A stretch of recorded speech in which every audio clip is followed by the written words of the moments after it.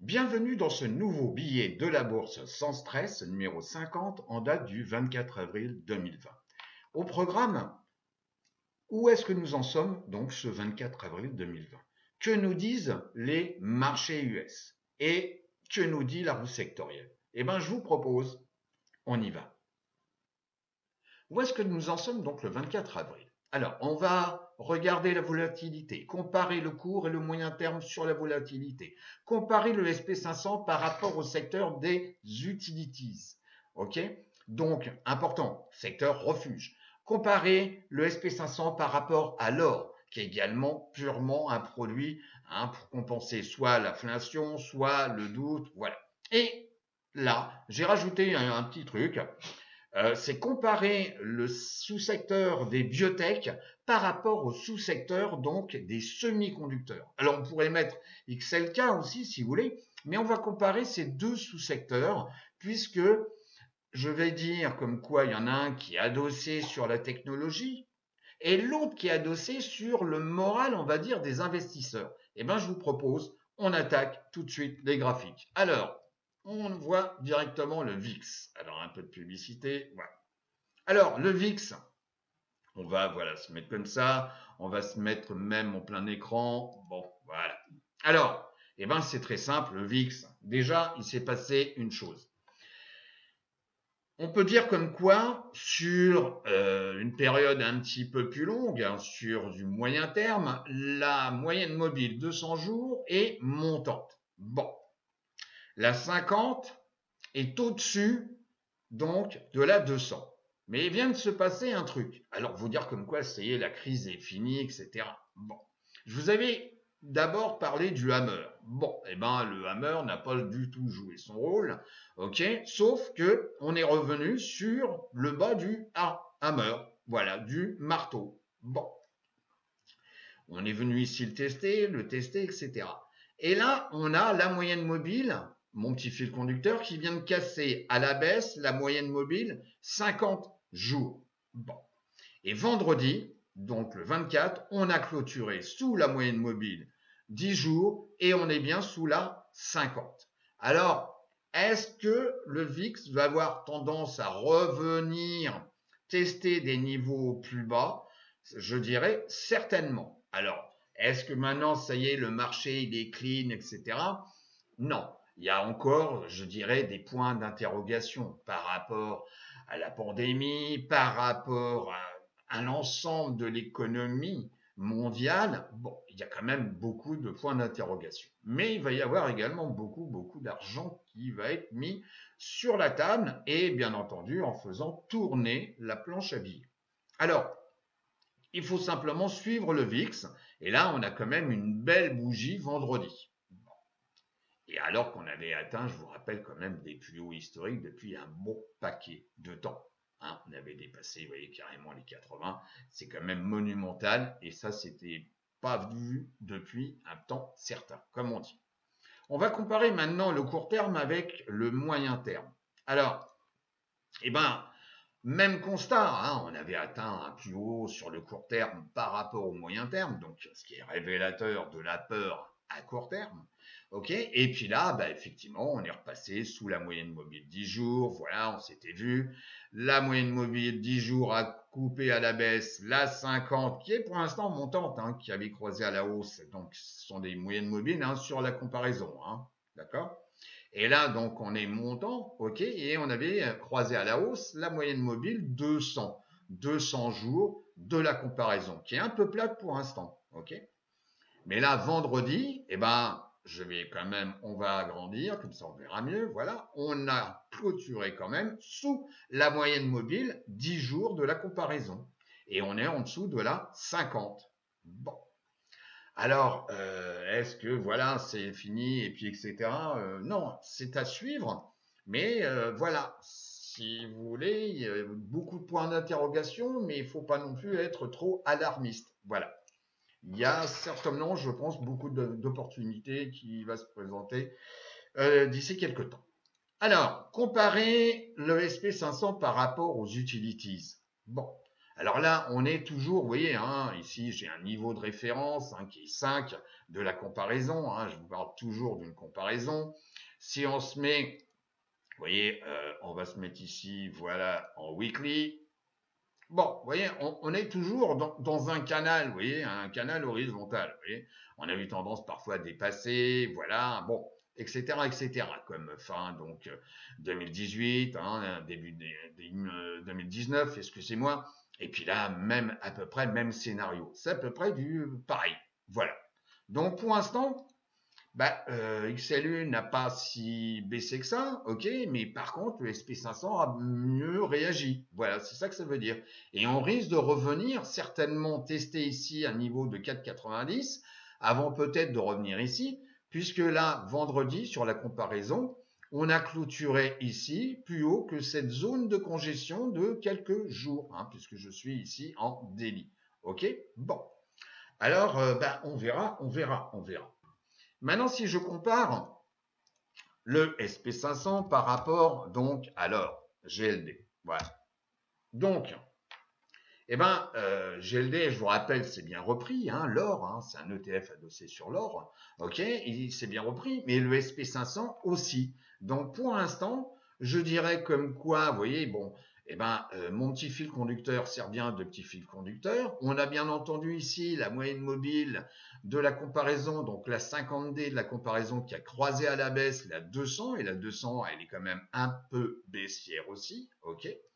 Mais pour l'instant, vendredi, on a clôturé sur mon petit fil conducteur au niveau de la comparaison. Bon, parce que si on regarde purement et simplement, hein, parce qu'après on va voir les indices, si je regarde simplement l'or, bon, l'or, oui, on va se mettre en grand écran, voilà. Bon, et l'or, on va se mettre même pour que ça soit encore plus visible. Euh, voilà.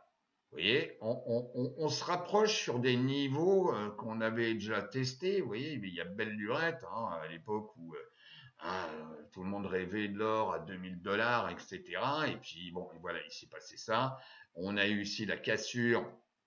Donc en juin 2019, ok, ici de la zone de congestion, et puis l'or, il suit mon petit fil conducteur, voilà, et là, je vous rappelle, on est en weekly. Voilà. Bon.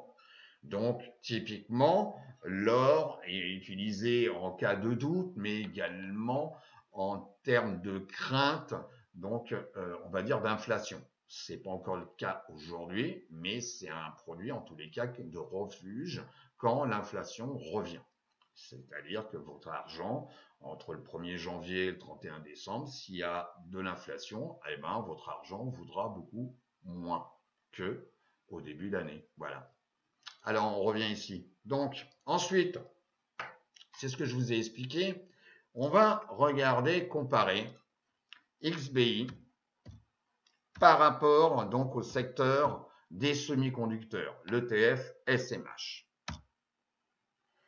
Eh bien, là aussi, si vous voulez, on va se mettre d'abord pour avoir une vision lointaine, moyen-termiste. Donc, on va se mettre ici, vous voyez, en weekly. Bon. Et depuis, vous voyez, depuis un temps certain, XBI s'intéressait moins, les investisseurs, voilà, bon, ça montait moins, etc. Vous voyez, donc à un moment donné, on avait à peu près une zone ici linéaire, c'est-à-dire que bon, même si on a des zinzins comme ça, mais en réalité, les deux pouvaient progresser à la même vitesse, même s'il y avait des écarts sur, puisque là on est en hebdomadaire, sur des semaines où il y en a un qui était plus réactif que l'autre, et puis après c'était un peu l'inverse. Bon, mais là on était sur une ligne droite, vous voyez, voilà. Et au bout d'un certain temps, donc 2019, c'est là où les semi-conducteurs ont plus progressé que les biotech. Et là, il vient de se passer un truc, hein, et c'est il n'y a pas longtemps. Hein, là, on a ici une zone de congestion, on a la moyenne mobile, donc 10 semaines de la comparaison qui commençait un petit peu. Là, elle était franchement baissière, et là, vous voyez comment il y a un changement de tendance. Et puis, on est dans une zone de congestion.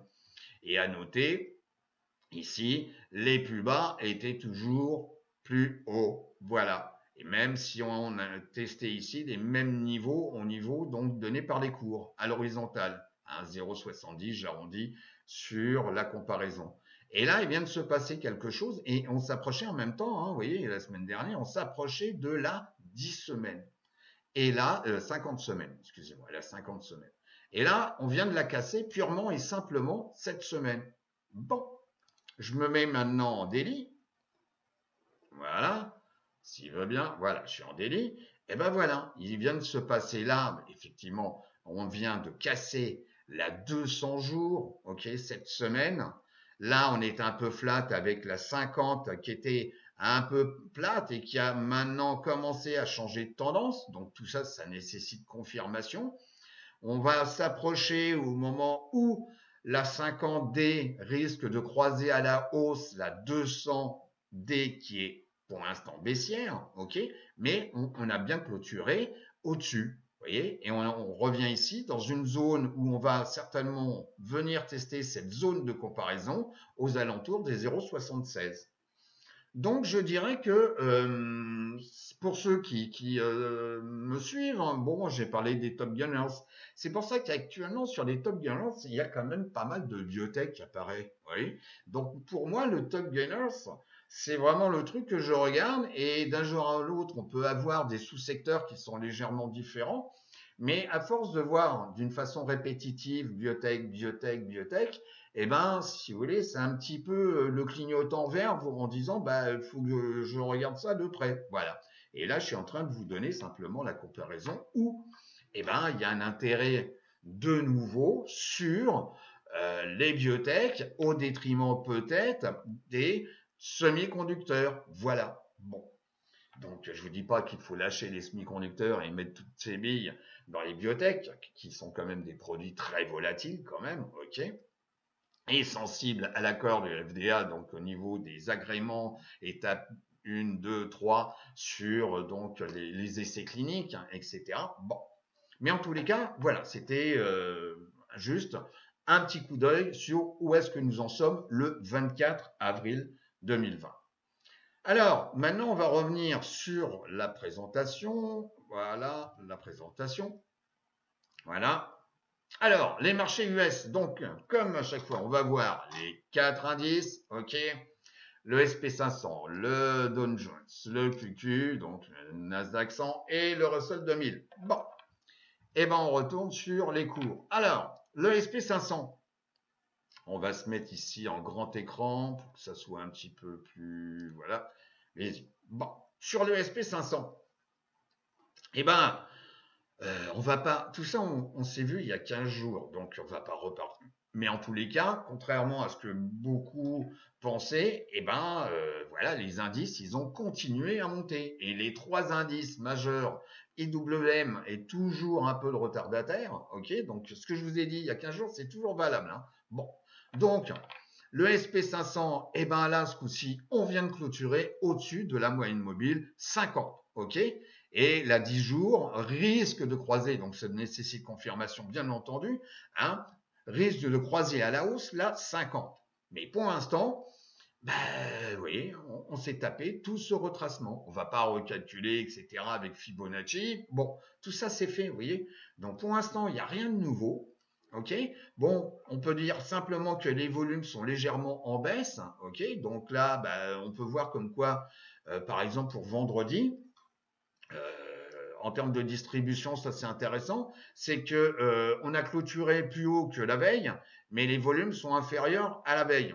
Bon, donc c'est intéressant. Donc soyez certains qu'il y a un peu de manipulation. Mais celui qui pense comme quoi les marchés financiers ne sont pas manipulés, ben, à mon avis, il faut déjà qu'il fasse autre chose que se pencher sur les marchés financiers. Voilà. Donc, pour le SP500, alors bien entendu, on risque d'avoir des targets. Bon, la moyenne mobile 200, ok. On peut revenir vers le bas, tester donc le retracement de cette jambe, ok. Donc, on va voir tous les niveaux donc sur le SP500. Donc, on va voir donc le SPY 300 $, ok, donné par la moyenne mobile de 100 jours. On peut également venir ici retracer donc la jambe de hausse qu'on a eue ici, ok, hop, revenir ici, tac, revenir sur à 0,38 par exemple, donc exactement à 261, j'arrondis 261, voilà ici, bon.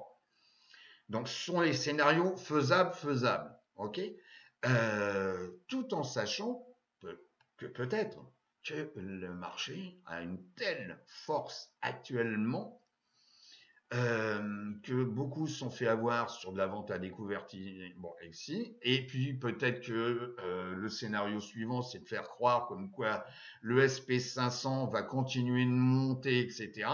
Et il y en a plein qui vont l'acheter. Et les, les grandes banques, etc., eux, qu'est-ce qu'ils vont faire? Eh ben, ils risquent également de vendre ce que les autres sont en train d'acheter. Donc c'est pour ça que soyez vraiment très très très attentifs. Soit vous avez la psychologie de traiter actuellement les marchés, eh ben faites-le, ok. Si vous ne l'avez pas, eh ben vous ne faites rien. Il n'y a aucune honte. Et puis également des possibilités parce que le VIX est encore un peu élevé, c'est de vendre. Donc là, faut voir donc les échéances et les primes, c'est vendre des calls, non pas sur les stocks, mais sur des indices. Ok. Donc vendre par exemple des calls. Donc il faudrait ouvrir donc la table de cotation donc des options, mais vendre par exemple. Par exemple, parce que faut voir en termes de probabilité de temps, ok, si vous voulez. Le temps, on vend également du temps. Ok, donc pour arriver là, ok, c'est pas 2 jours que ça va mettre. Autant ça baissait fortement parce que là c'était la peur, mais aujourd'hui l'euphorie elle n'est pas tant que ça importante. Donc pour de partir de là pour arriver là, si vous voulez, c'est pas en une semaine. Vous voyez, non, on va pas y arriver tout de suite. Si on doit retracer la totalité de la baisse, ok, revenir tester.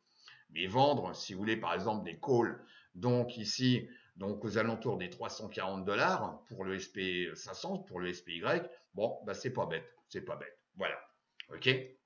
Après, surtout, il faut utiliser, si vous voulez, le fait comme quoi la volatilité est quand même relativement importante. Et si vraiment pour ceux qui, bon, ils sont beaucoup plus prudents que par rapport à ce que je viens d'annoncer, eh ben, vous vendez à un call, donc par exemple 360, ok? Parce que le temps est avec vous. Et si vous voulez, les marchés peuvent se reprendre, mais l'euphorie n'est pas non plus complètement là. Donc, il faut voir que déjà, on a un beau momentum. Vous voyez comme quoi, à quelle vitesse on est. Et si vous voulez, c'est pas la semaine prochaine ou dans 15 jours où on va arriver non seulement ici, alors imaginez à 360, vous voyez, même 361. Voilà. Bon, là, j'ai été un petit peu long sur le SP500 parce que si vous voulez, si je me mets maintenant sur le Dow Jones, on retrouve des choses similaires. Oui, c'est pareil. Bon, voilà, il y a rien de nouveau. C'est pareil, on vient de clôturer sur mon petit fil conducteur et on se rapproche de la moyenne mobile 50. Bon, voilà. Alors, bon, si vous voulez, il y a aucune révolution là-dedans. Voilà. Le QQ, le QQ, c'est pareil. Sauf que là, on a carrément, vous voyez, cassé donc la SMA 200 qui maintenant elle repart peut-être un peu à la hausse. La de 50, bien entendu, vu la vague ici, effectivement elle est encore un peu baissière, mais là on vient de clôturer au-dessus du fil conducteur et au-dessus de la moyenne mobile 50 qui pour l'instant n'a pas croisé à la baisse la 200 jours. Ok, donc là, si vous voulez, on risque de revenir peut-être tester les 218 dollars, ok, qui correspond en même temps ici à une zone de support. On peut retracer la jambe, on va se mettre comme ça, la jambe de baisse. Voilà, on va faire Fibonacci. Voilà, tac. On peut retracer la jambe de baisse et revenir donc aux alentours ici des 196,21. Voilà. Bon, tout est possible, mais quand vous voyez la force là, vous voyez comme quoi les marchés sont quand même beaucoup plus forts que nous et moi. Voilà, il y a là-dessus, il y a, il y a une certitude. Alors, le petit dernier, WM, WM, c'est très simple. Alors lui, c'est le retardataire. Alors effectivement, il a bien progressé, ok, bon, ok. Mais on n'est pas dans le contexte du Dow Jones, du Nasdaq et du SP 500. Pas du tout. Il est vraiment en arrière. Donc pour l'instant, vous voyez, bon, le petit fil conducteur, il sert bien de fil conducteur. Les plus bas sont plus hauts et les plus hauts sont plus hauts. Voilà. Bon. Donc, on se rapproche gentiment ici. On a comblé ici en plus un gap baissier. Hein, il y a quelques jours, on a comblé un gap baissier. Bon, c'est normal qu'on revienne ici faire un retracement pour tester la moyenne mobile 10 jours. Et pour l'instant, bon, bah, on a croisé au-dessus. On n'a pas quitté cette zone-là, donc des 100, excusez-moi, je remets mes petites lunettes, voilà, des 123. 56, donc on va dire allez 124. Il faudrait qu'on clôture au-dessus. Hein, et puis on va certainement tester et voir la réaction par rapport à la moyenne mobile 50 jours. Ok. Et même si on a, enfin, on a croisé à la baisse la 200, ok. Bah, pour l'instant, si vous voulez, il faut pas. Voilà, je sais que l'économie américaine en prend également plein la tête, puisque quand vous voyez la quantité de gens qui sont au chômage partiel, l'activité qui a tendance à baisser, mais bon, il y a des plans. Trump nous l'a en tous les cas confirmé, et je crois qu'il l'a même signé. Donc des plans de relance, donc en termes d'injection de monnaie. Bon, et puis en plus, les Américains et les États-Unis ont une capacité de rebond qui est quand même aussi phénoménale. Voilà. Alors j'accélère un peu parce que je voudrais pas que ma vidéo fasse donc 2h50. On revient donc sur les secteurs. Alors les secteurs sur 6 mois. Eh ben on y va. Hein, voilà, les secteurs sur 6 mois. Voilà, les secteurs sur 6 mois, je crois qu'ils sont là. Voilà. Bon, alors les secteurs sur 6 mois. Le premier, eh ben c'est simple, c'est la santé. Bon, bah voilà, c'est pas étonnant hein, avec ce qui se passe.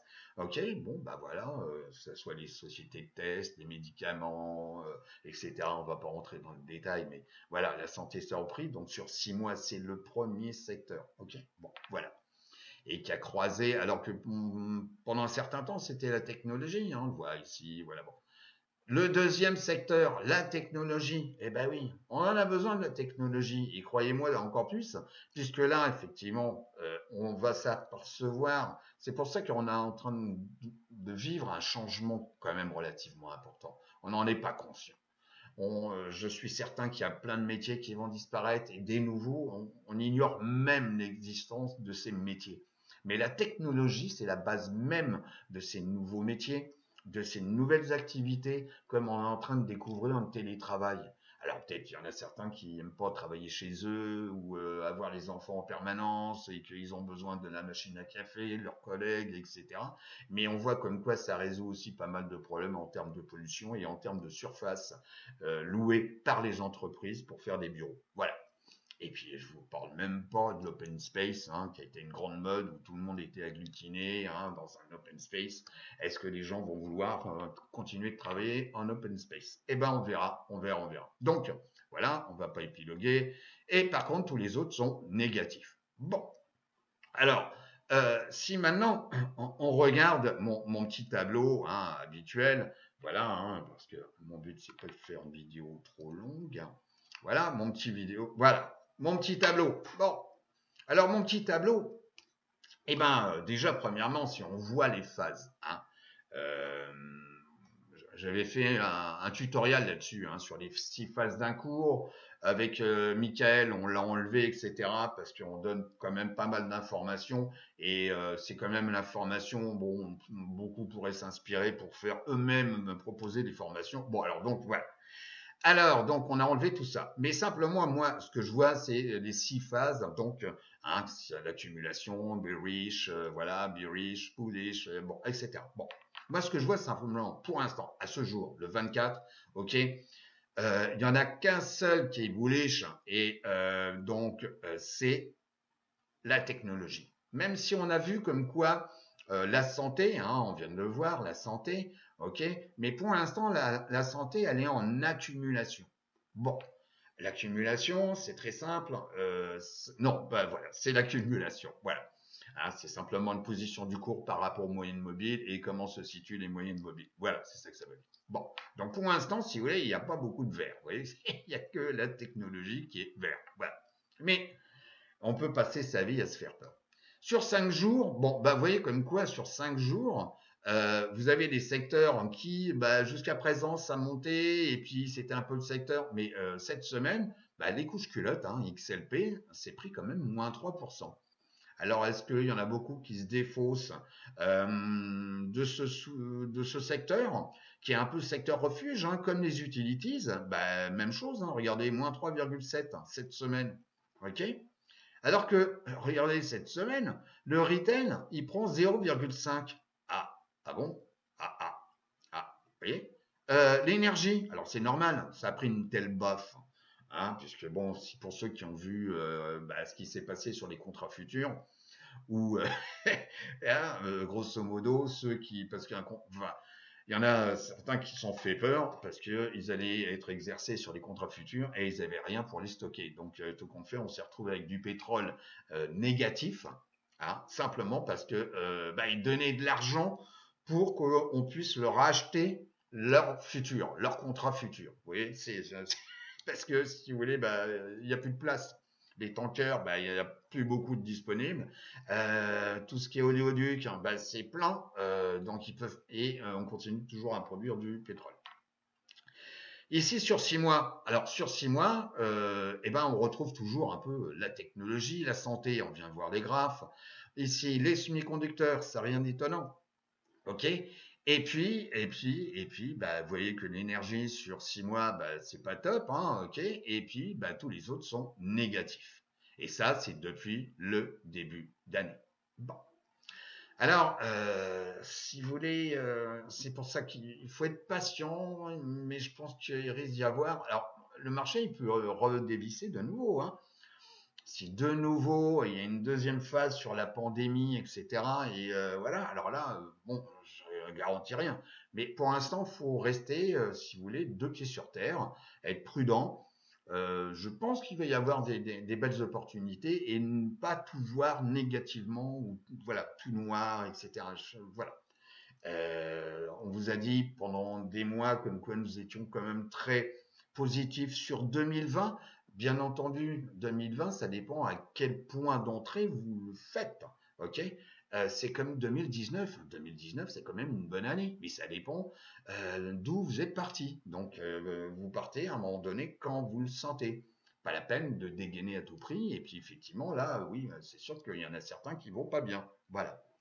Alors, on revient sur les graphes, voilà. Donc sur 3 mois, bon bah sur 3 mois au niveau donc des secteurs, bon bah vous voyez sur 3 mois, voilà, sur 3 mois, bah voilà c'est la santé. Oui, on vient de voir à travers le tableau hein, les couches culottes qui pour l'instant, bah, cette semaine on a vu comme quoi ça a un peu baissé. Donc sur 3 mois on est encore négatif.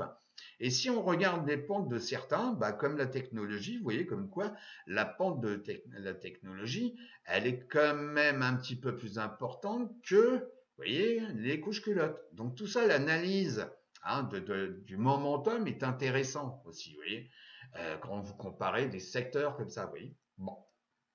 Alors, on revient sur ma petite présentation. Voilà. Donc, on vient de voir 3 mois. Les secteurs ou sous-secteurs à suivre. Alors, secteur ou sous-secteur à suivre, bah, on va aller directement sur Finviz. Donc ça, je vous l'ai déjà montré, comment on fait, voilà, donc la carte hein, à travers des ETF, donc je suis en 3 mois. Alors, bah, pour l'instant, vous voyez comme quoi, sur 3 mois, bah, il y aurait quand même beaucoup, beaucoup, beaucoup de rouge, vous voyez. Bon, par contre, il y en a du vert. Alors, vous avez, bon, la volatilité. Bon, ça, euh, bon, ce sont des ETF, on peut les travailler, etc., etc. Bon, c'est pour l'instant, on a vu le VIX. Bon, le VIX risque peut-être de baisser encore, donc travaillez là-dessus. Je vous le déconseille. C'est un truc donc à se créer, en tous les cas, des nœuds au cerveau, voire à l'estomac. Mais par contre, moi, ce que je vois, c'est tout ce qui est minière, GDX, GLD. On vient de voir. Si vous voulez, pour avoir d'or, il faut également avoir des minières. Voilà. Bon, donc GDX, c'est aussi quelque chose à suivre. Sincèrement, voilà. Vous avez également, à travers donc deux ETF, je viens d'en parler donc lors de la comparaison, XBI et IBB. Bon, bah vous prenez l'un ou l'autre, vous faites comme vous voulez. Bon, moi je travaille un petit peu plus sur XBI. Bon, c'est ma raison perso. Sinon, vous avez, bon, elle est un petit peu plus grosse, c'est IBB. Bon.